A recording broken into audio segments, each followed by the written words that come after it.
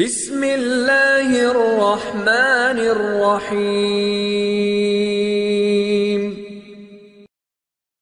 আসসালামু আলাইকুম ওয়া রাহমাতুল্লাহি ওয়া বারাকাতুহু। আলহামদুলিল্লাহ ওয়াসসালাতু ওয়াসসালামু আলা রাসূলিল্লাহ ওয়া বা'দ। সম্মানিত দিনী ভাই মনির হোসেন ভাই বাহরাইন থেকে প্রশ্ন করেছেন যে তিনি কোনো এক ওয়াজ মাহফিলে তিনি শুনেছেন যে কেউ বলেছে যে পরস্পরের মধ্যে যে বাদানুবাদ হয়, ঝগড়া বিবাদ হয়, তো এই ক্ষেত্রে যখন অকথ্য ভাষায় বা অশ্লীল ভাষায় গালাগালি করা হয়, যিনি করেন এই গালাগালি করার কারণে তিনি ইসলাম থেকে খারিজ হয়ে যান, বের হয়ে যান। তিনি আবারও ইসলামের পথে আসতে চাইলে তাকে তওবা করতে হবে এবং ইসলাম থেকে তিনি বের হয়ে যান। এই কথাটি তাহকিক তিনি জানতে চেয়েছেন যে আসলে কি কাউকে গালাগালি করার দ্বারা কি ইসলাম থেকে বের হয়ে যায় কিনা এই বিষয়ে। জবাব বিল্লাহি তৌফিক। সম্মানিত দিনী ভাই, আল্লাহ তাআলা কোরআনুল কারীমের মধ্যে বলেছেন, আল্লাযীনা ইউযুনাল মুমিনিনা ওয়াল মুমিনাত বিগাইরি মাকতাসাবু ফাকাদ ইহতামালু বুহতানা ওয়া ইসমাম মুবিনা। অর্থাৎ যারা পুরুষ মুমিন পুরুষ এবং মুমিন নারীদের উপরে এমন কথা, এমন মিথ্যা অপবাদ বা এমন কথা প্রয়োগ করে, এমন কাজের তোহমাত আরোপ করে যা একটা বিরাট মিথ্যা অপবাদের বোঝা মূলত যেন নিজেদের মাথায় তারা চাপিয়ে নেয়।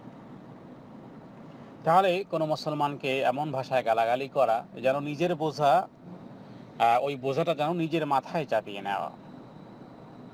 কোনো মুসলমানকে গালি দেওয়া মূলত ফাসিকি। বুখারী মুসলিমের হাদিস, সিবাবুল মুসলিমি ফুসুকুন ওয়া কিতালুহু কুফরুন, যে রাসূলুল্লাহ সাল্লাল্লাহু আলাইহি ওয়াসাল্লাম বলেছেন মুসলমানদেরকে গালি দেওয়া ফাসিকি। যে কোনো মুসলমানকে কথায় কথায় গালি দেওয়া, এটাকে বলা হয়েছে ফাসিকি। ফাসিকি মানে বহুত বড় খারাপ কাজ, বহুত বড় গুনাহের কাজ। ফাসিক ফুজ্জার আমরা তো সাধারণভাবে বলি, তো ফাসিকি মানে হলো যে দিন ধর্মর গণ্ডির বাইরে এমন কোনো কাজ করা যা ইসলাম অনুমোদন দেয় না এবং যা কবিরা গুনাহের কাজ। আর বলা হয়েছে যে তার সাথে বিনা কারণে লড়াই করাটা কুফরি। তাহলে গালিকে এখানে ফাসিকি কাজ বলা হয়েছে।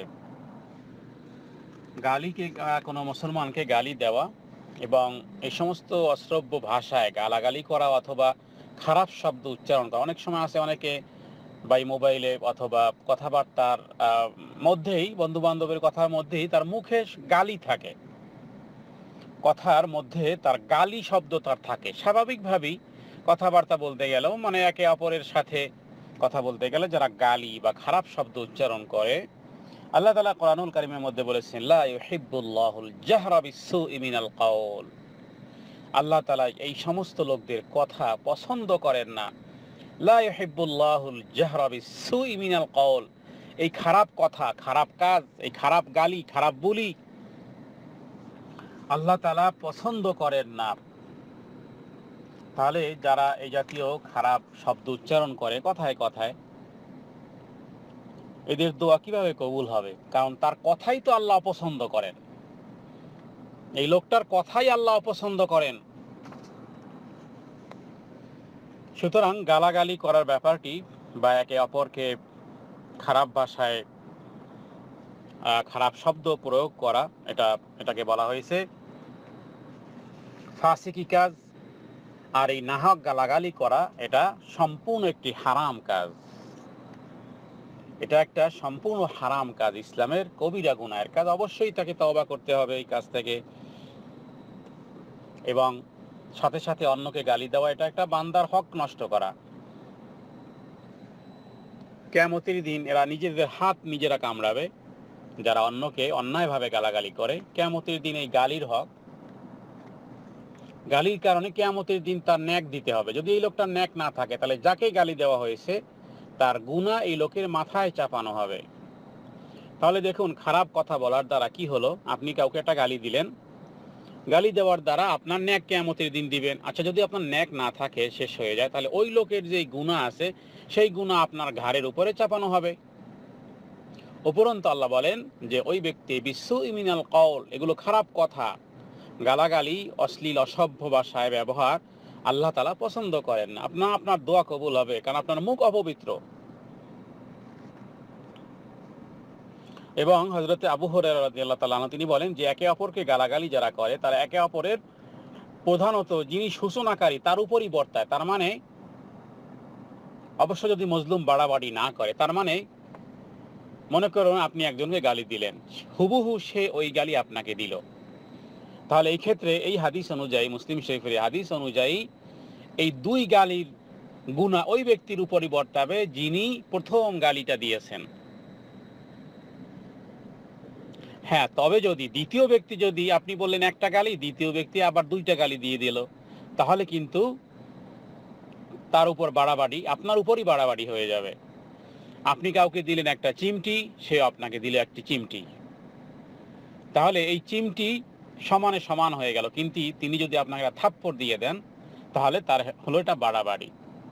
গালাগালির ব্যাপারে রাসূলুল্লাহ সাল্লাল্লাহু আলাইহি ওয়াসাল্লাম তিনি বলেছেন, দুই ব্যক্তি যখন একে অপরকে গালাগালি করে তখন তার অপরাধ সূচনাকারীর উপর বর্তায়, মানে প্রথম যিনি সূচনা করেছেন।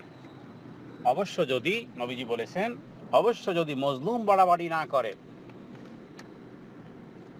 যদি মজলুম বাড়াবাড়ি না করে, তাহলে আমরা বলতে পারি যে এই জাতীয় নাহক গালাগালি, এটা ইসলামে এটাকে হারাম ঘোষণা করা হয়েছে। দ্বিতীয়ত, একজন মুসলমানকে গালির কারণে অবশ্যই তিনি কষ্ট পান, আর যদি অবশ্যই কষ্ট পান তাহলে বুহতানা ওয়া ইসমাম মুবিনা, তাহলে যেন সুস্পষ্ট গুনাহের বোঝাই সেই ব্যক্তি বহন করতেছে। তো এই জন্য মুসলমানিত্বের পরিচয়ের ক্ষেত্রে রাসূলুল্লাহ সাল্লাল্লাহু আলাইহি সাল্লাম বলেছেন, আল মুসলিমু মান সালিমাল মুসলিমুনা মিন লিসানিহি ওয়া ইয়াদিহি।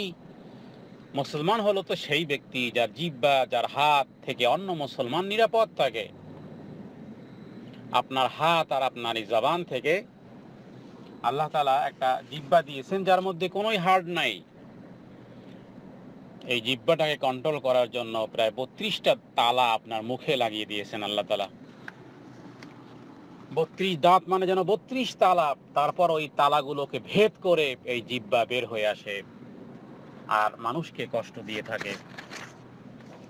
তো এই ক্ষেত্রে বলবো যে প্রথম যে হাদিসটি পাঠ করেছি তা হলো যে গালাগালি করা অবশ্যই যদি করে থাকে অবশ্যই তাকে তওবা করতে হবে,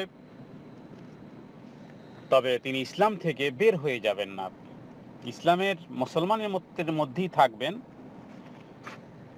তবে অনেকগুলো কবিরা গুনাহ তার হবে, অবশ্যই তাকে এজন্য তওবা ইস্তেগফার করতে হবে।